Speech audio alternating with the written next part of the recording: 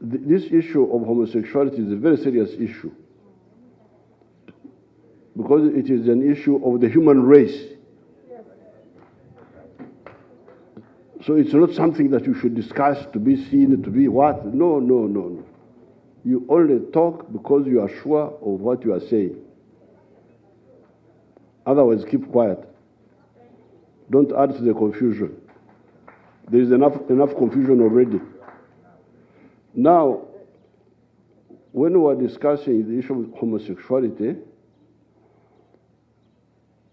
in the last 200 years, in this part of the world,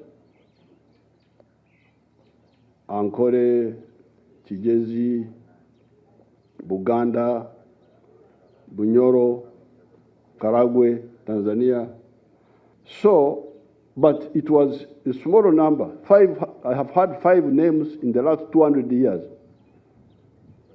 Because me, I'm from this area here. My clan is one of the oldest in this part of the world. Now, when this issue, at that time, of course, this was a private issue. People were not they were not encouraging it, but also they were not fighting it because it was like hidden, small secret of some few people. The problem with the Europeans is that they bring things which are out of place. So when it came up, 2014, now this time, I started trying to study this issue. What is it?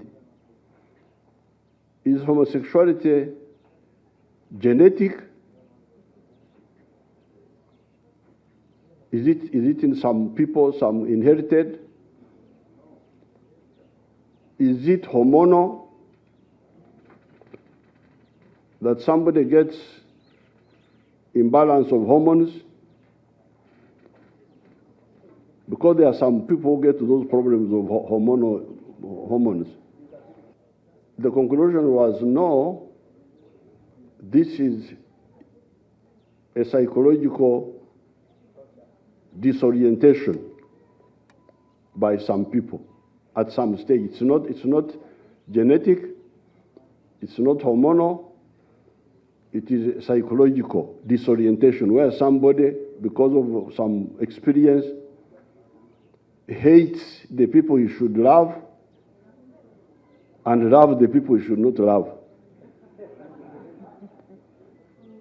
It's a type of like a sickness. So if that is the case, that suspicion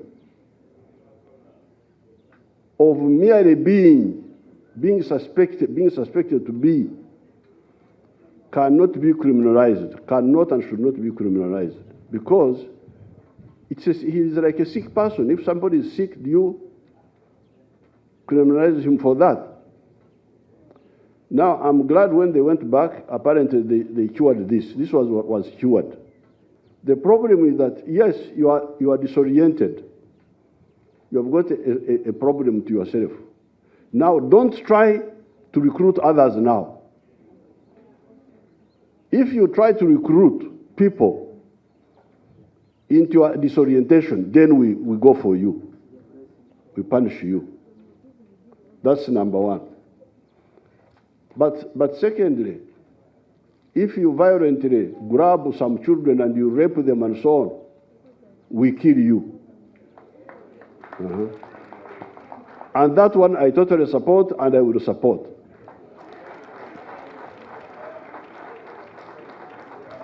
The 3 positions. Number one, merely being suspected of being is not an offense in itself. You are a person to be helped if you want helped, because it was said that some of the people can be helped to get back to normal. But secondly, if you want now to disorient others, we go for you, we punish you by imprisonment. If you go beyond that and you start raping children and so on, we kill you. Yes, sir. So there, we are, so, but later on, a woman from the World Bank rang me, and I told her exactly as I'm telling you. I said, I'm going to sign the bill because of the 3 points I've told you. Merely being, no, we cannot criminalize you. Being and trying to recruit, we punish you by imprisonment. Raping, we kill you. So, but then the woman of the World Bank told me two other points, which although I've signed the bill, I would like us to look at it also ourselves, because I don't want to be on the side of wrong. In all these fights, I have never stood on the wrong side. Never. That's the line of the NRM. We never have two languages. What we tell you in the day is what we shall tell you in the night. So therefore, the woman of the world, so therefore the signing is finished, nobody will move us. But the woman from the World Bank told me two issues for which I was going to return the bill again. Issue number one is requiring employers to make sure that there are no homosexuals in their company. Something like that. Something like you must ensure that the employers but how if that is there, I didn't read the whole bill, but if that is there, then we shall have to look at it, because it's really, you are wasting people's time to know how many people in the company are. That's what the woman of the World Bank told me. That's number one. If it is there, we shall have to sort it out. Now, the second one, where I think we would be on the wrong ground, is to blame real estate owners for houses being rented by homosexuals.